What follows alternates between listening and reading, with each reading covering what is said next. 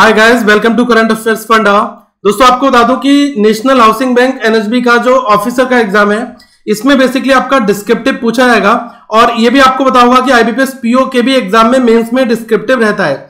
तो यहां पर मैं आपको मोस्ट इंपॉर्टेंट डिस्क्रिप्टिव के टॉपिक बताऊंगा जो कि 2020 में काफी ज्यादा चर्चा में रहे। और एक चीज आपको और बता दूं कि अगर आपका ये वाला एग्जाम है तो अगर आप मॉक टेस्ट देना चाहें तो ये जो 5 मॉक हैं ये कंप्लीटली एनएचपी के ऊपर डिजाइन किए गए हैं और इसको आप बना सकते हैं। नीचे लिंक मैंने डिस्क्रिप्शन में दिया है। ये कंप्लीटली प्रैक्टिस मॉक के द्वारा बनाए गए ये मॉक टेस्ट है। अब यहां पर मैं आपको बता दूं कि जो एनएचपी का पेपर का प्रारूप है वो कुछ तरीके का है कि जो English language letter writing and ऐसे ये वाला है आपका, ठीक है। तो इसमें 2 क्वेश्चन होंगे, 25 मैक्सिमम मार्क्स है, ठीक है, और 30 मिनट का टाइम आपको दिया जाएगा। सेम फंडा आपका बेसिकली आईबीपीएस पीओ के मेंस एग्जाम में भी जो डिस्क्रिप्टिव होता है उसमें भी यही रहता है। तो यहां पर मैं आपको बता दूं कि रिमेनिंग सेक्शन की आपने तैयारी कर ली होगी, लेकिन ये जो डिस्क्रिप्टिव टॉपिक है ये काफी इंपॉर्टेंट है। तो मैं आपको ऐसे कि यहां पर बता रहा हूं। एक है आपका universal basic income versus subsidy, बहुत ज्यादा दोस्तों चर्चा में रहा और आप इसके बारे में सिंपल एक एटलीस्ट आपको मैटर पता होना चाहिए कि कैसे आपको इसके बारे में लिखना क्या है, ठीक है। प्रारूप है वो मैं आपको बता दूंगा अभी, एक सैंपल भी मैं आपको बताऊंगा at the end of video. तो उसमें एक है मैन वर्सेस मशीन, ठीक है। ये मैन वर्सेस मशीन ये भी प्रैक्टिस मॉक के एंड से मुझे ये मिला है और ये मैं आपके साथ यहां पर शेयर कर रहा हूं। एक चीज आपको बता दूं कि bank mergers a step in the right direction, ठीक है। इसके ऊपर एक ऐसे है pollution crisis in metros, social and religious practices versus legal system of India, blockchain technology future ahead, ठीक है।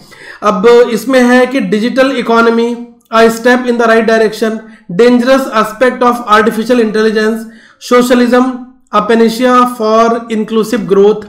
ये दोस्तों लगभग देखो आप 8 से 10 टॉपिक हैं ये, ठीक है। अभी मैं आपको और कुछ बता रहा हूं, ये भी काफी ज्यादा मोस्ट एक्सपेक्टेड है ये।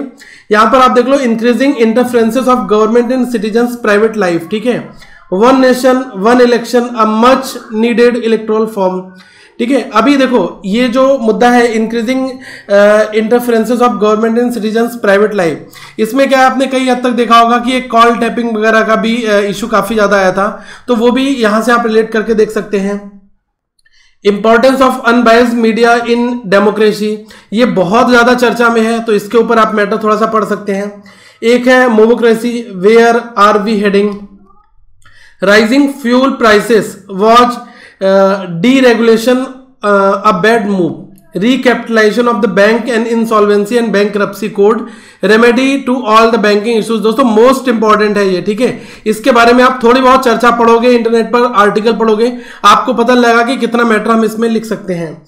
Listening is a dying art, we hardly listen to understand, we only listen to refute और रिप्लाई। एक है deepening water crisis, thirsty Indian cities, ये भी बहुत जरूरी टॉपिक है दोस्तों आज के एरा का। Is Indian judiciary going through its worst phase, ठीक है, क्योंकि जस्टिस डिलेड वाला जो सीन है वो कई हद तक यहाँ पर होता है और एक तरीके से किसी को जो है न्याय नहीं मिल पाता या फिर बहुत ज़्यादा लंबा चला जाता है प्रोसेस, तो उसमें भी 2-3 चीज़ें यहाँ पर आ जाती हैं, ठीक है। तो इसी वजह से इस Indian judiciary going through its worst phase, तो यहाँ पर आपको इसके ऊपर थोड़ा मैटर आपको पता होना चाहिए। आर्टिकल सर्च करोगे पढ़ोगे तो आपको यहाँ से मैटर मिलेगा। 2019, ठीक है, ये थोड़ा सा 150th birth anniversary of Mahatma Gandhi था, तो ये भी जरूरी था, स्वच्छ भारत से रिलेटेड है ये। Rising cases of molestation, are we serious about the women security, ये दोस्तों काफी इंपॉर्टेंट है। अभी आपने देखा कि हाथरस का हुआ कांड, ठीक है, उसके बाद अभी एसिड अटैक है, तो ये 2-3 पॉइंट जो आ रहे हैं एक तरीके से वुमेन सिक्योरिटी के ऊपर, तो ये काफी ज्यादा चर्चा में है और इंपॉर्टेंट भी है।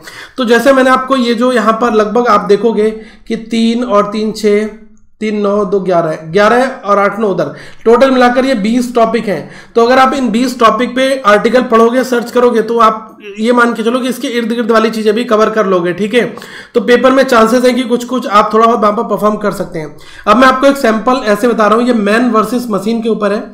इसमें मतलब क्या क्या मैटर आप लिख सकते हो, ठीक है। ये आप देखो कोटेड में सब कुछ बताया गया कि कौन सा सेक्शन ज्यादा इंपॉर्टेंट है। यहाँ पर हर एक लाइन को यहाँ पर इन्होंने कंक्लूड करके बताया है। It is rightly said that the human spirit must prevail over technology, and this raises the question: who wins in the war of man and machine? Technology has evolved over time and has now become a part of human existence. machines have given comfort, leisure and facilities to us. The science of today is the technology of tomorrow. Even the cumbersome work has become so simple and widely. तो देखो यहाँ पर इन्होंने coat करके बताया कि it is extremely important to have a good introduction. Start with a quote or some facts, but don't explain the topic once again as it may not be proper utilisation of the word. ठीक है, तो मतलब आपको जो introduction है वो something इस तरीके से आप कर सकते हैं. सेकेंड फेज में इन्होंने ये बताया है कि please note how the necessary information regarding the role of machines in man's life is providing in the body. तो यहाँ पर role of machines in the humans life, ये इसके बारे में यहाँ पर कोट किया गया है. It is the man who has created a machine. What can a man do?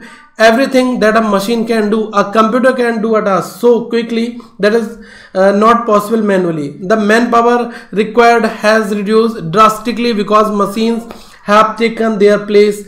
The vast arsenal of machinery can do everything from farming to manufacturing, production and automation, but still the programming and advancement that can be done generate through a human brain.